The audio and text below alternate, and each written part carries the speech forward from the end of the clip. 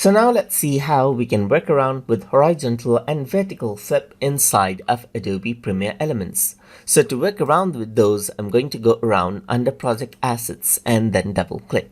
So once I do that, I'm going to go around and bring in this working footage right here and drag it onto video 1 right here, just like this.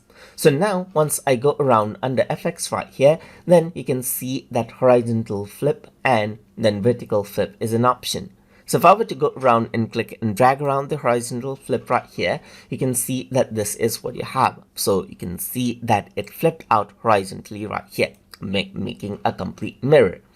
Apart from that, what you can also do is you can add in vertical flip right here and click and drag it out, and then what happens is that it gets vertically applied right here, and you can see that it is opposite. You can go around and disable these out as well, or enable this one of them, as you can see right here, and get the effect you want.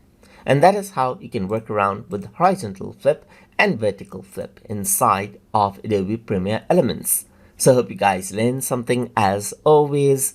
And as always, please like, comment, share, and subscribe.